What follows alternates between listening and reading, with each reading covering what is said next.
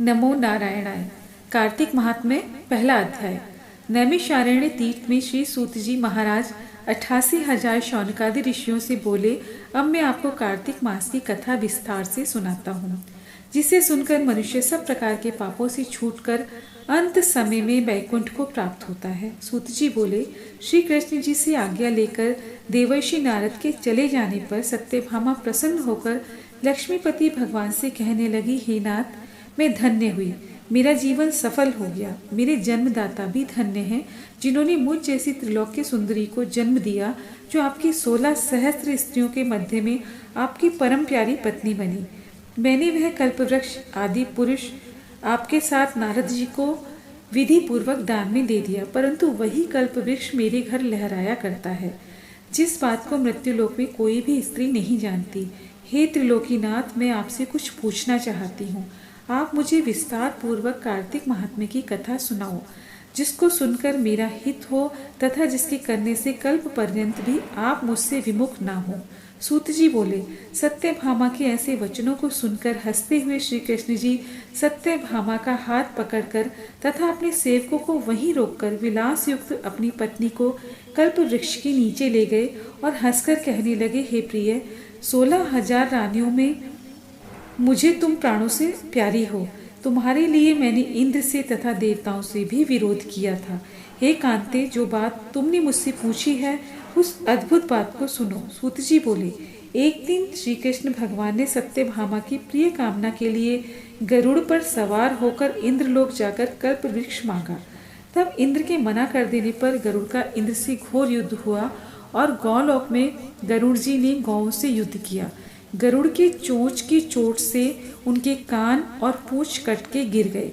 उनके रुधिर से 3 वस्तु उत्पन्न हुई, कान से तंबाकू, पूंछ से गोभी और खून से मेहंदी। इन तीनों के प्रयोग से मोक्ष प्राप्ति नहीं होती। तब गौओं ने भी क्रोध में भरकर गरुड़ को मारा, जिससे उनके 3 पंख टूटकर गिर पड़े। इनके पहले पंख से नीलकंठ, दूसरे से मोर, तीसरे से चकवा चक्री उत्पन्न हुए। हे प्रिय, इनके दर्शन मात्र से भी शुभ फल की प्राप्ति होती है।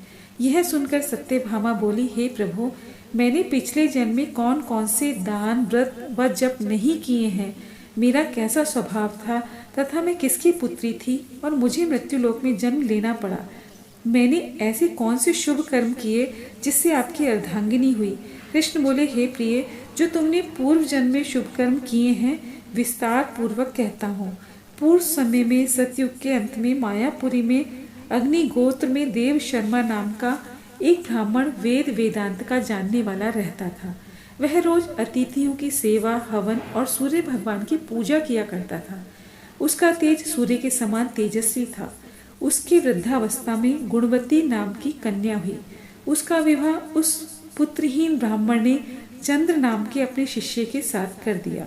चंद्र को अपने पुत्र के समान मानता तथा चंद्र भी उसे अपने पिता के समान सम्मान देता था। एक दिन वे दोनों कुश और समिधा लेने के लिए वन में गए। हिमालय की तलहटी में भ्रमण करते हुए उन्होंने एक राक्षस को आते हुए देखा।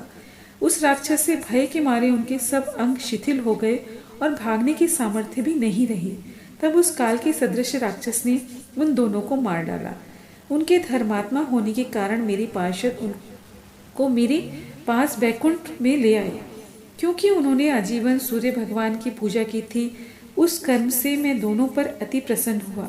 शिव, सूर्य, गणेश जी, देवी, इन सब देवताओं की पूजा करने वाले सब स्वर्ग को प्राप्त होते हैं। मैं एक होता हुआ भी काल और कर्मों के भेद से 5 प्रकार का होता हूँ। जैसे एक देवदत्त, पिता, भ्राता आदि नामों से बोला जाता है। जब वह दोनों विमान पर चढ़े हुए सूर्य के समान तेजस्वी रूपवान चंदन और माला धारण किए हुए मेरे भवन में आए, तो दिव्य भोग भोगने लगे। अथ श्री कार्तिक मास महात्म्य प्रथम अध्याय। नमो नारायणाय।